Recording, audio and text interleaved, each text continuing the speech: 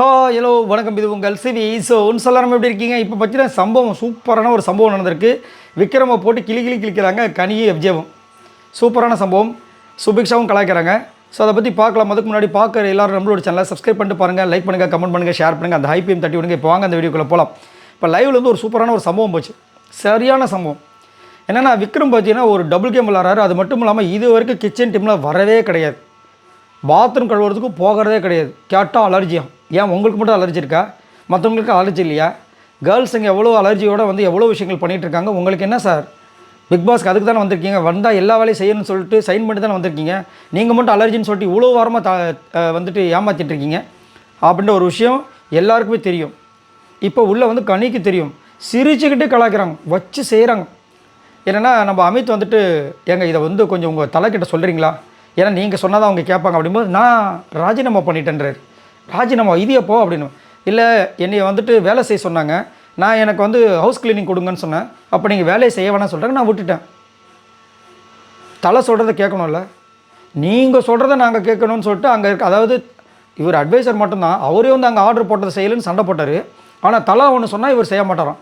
Bathroom cleaning போ அப்படின்னா எனக்கு கையில் அலைச்சி நான் செய்ய மாட்டேன், எனக்கு ஹவுஸ் கிளீனிங் கொடுங்கன்னு இவர் ஆர்டர் போட்டிருக்காரு. இன்றைக்கி விஜய் சேதுபதி வச்சு செய்வார் அப்படின்னு எதிர்பார்க்கப்படுது. அப்போ கனி செம்மையாக கலாய்ச்சிட்றாங்க.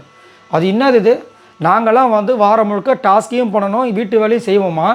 இவர் வந்துட்டு அட்வைசர்னு ஒரு வேலையை வச்சு போகிறான் டாஸ்க்கு படிக்கிறதுக்கு. இவர் வந்துட்டு எந்த வேலையும் செய்ய மாட்டாராம். கடைசியில் வந்துட்டு தலை ஒரு வேலையை சொன்னால் அதையும் வந்துட்டு எனக்கு வீட்டு வேலையை சொல்லுங்கன்னு சொல்லுவாராம். அதை அவங்க கொடுக்கலாம், கம்முன்னு உட்காந்து போகிறான். இதனால் தான் நீங்கள் பெஸ்ட்டு பர்ஃபார்மன்ஸ் இந்த வாரம் வாங்கியிருக்கீங்க. இல்லைன்னா நாங்களும் வாங்கியிருப்போம். உங்களுக்கு வேலையே செய்யலை, டைம் கிடச்சதுனால தான் நீங்கள் பெஸ்ட்டாக வந்து யோசிச்சு பண்ணியிருக்கீங்க அப்படின்னு கலாச்சிட்டாங்க. டேய் என்னங்கடா கூட இருக்குன்னு நீங்களே கலாய்க்கிறீங்களா அப்படின்னு. அதானே உண்மை. எஃப்ஜியும் வச்சு செய்கிறார். எஃப்ஜி என்ன சொல்கிறாரு? ரம்யா மொதல் இது பண்ணதே தப்பு. ஒரு டாஸ்க் லெட்டர் எப்போயோ ஒரு வாட்டி தான் ஒரு நாளைக்கு வரப்போகுது. அதுக்கு ஒருத்தர் தனியாக இது ஒரு வேலையா? இது கண்டிப்பாக விஜய் சேதுபதி ஆனால் கேட்பார். அதானே உண்மை. அதுக்கு கொடுத்துட்டு அவருக்கு எக்ஸ்ட்ரா வேலையும் கொடுக்காம வெறும் இதை மட்டும் பண்ண சொல்லி இது என்னையா அப்படின்ற மாதிரி கரெக்டாக சொல்லியிருக்காங்க. ஆனால் கனி செம்மையாக கலாச்சாங்க. சுபிக்ஷா வேறு. ஆனால் இந்த வாரம் ரம்யா வந்துட்டு தலையாக இருந்தது நீங்கள் தான் தலையாக இருந்தீங்கட்டாங்க. அவருக்கு அல்லுல அஜ்ஜோ எல்லாம் ஒன்று சேர்ந்துட்டாங்களே. இன்றைக்கி வந்துட்டு தலை எப்படி இருந்தாலும் எப்படியும் கண்டிப்பாக கேட்பாங்க. அதில் நம்மளை போட்டு உடச்சி கீச்சிருவாங்க போலக்குன்னு பகத்தர்றாரு. இருக்குமா இல்லையா? அது மட்டும் இல்லாமல் இந்த வாரம் நிறைய வார்த்தைகள் விட்டுருக்காரு. போய் சாவுங்க என்னென்னமோ சொல்லிட்டாப்புல. அதை வேறு வியானா வேறு கேட்டிருப்பாங்க. ஸோ அவர் இப்படி பதப்பதிக்கிறார், மரண பயத்தில் இருக்கார். அஜ்ஜோ நம்ம இன்றைக்கி மாட்டினாடா சாமின்னு. ஏன்னா எப்பயுமே ஆப்போசிட்டில் இருக்கவங்க சொல்லும்போது இவர் என்ன பண்ணுவார்? ஆமாம் பண்ணுவேன் என்னப்போ அப்படின்னு சொல்லுவார்ல. ஏன் இங்கே சொல்ல வேண்டியதானே? கனிக்கிட்ட சொல்லியிருக்க வேண்டியதானே? ஆமாம் நான் அப்படி தான் பண்ணுவேன். சொல்ல முடியாது. ஏன்னா கனி வந்துட்டு எப்பயுமே டேலண்ட் அதிகம். ஆப்போசிட்டில் ஒருத்தவங்க பாயிண்ட்ஸ்னால் அந்த பாயிண்ட்டை வச்சு அடிப்பாங்க. அதே மாதிரி எஃப்ஜியை பற்றி உங்களுக்கு தெரியும், டக டக டக டகன்னு பேசுவார்.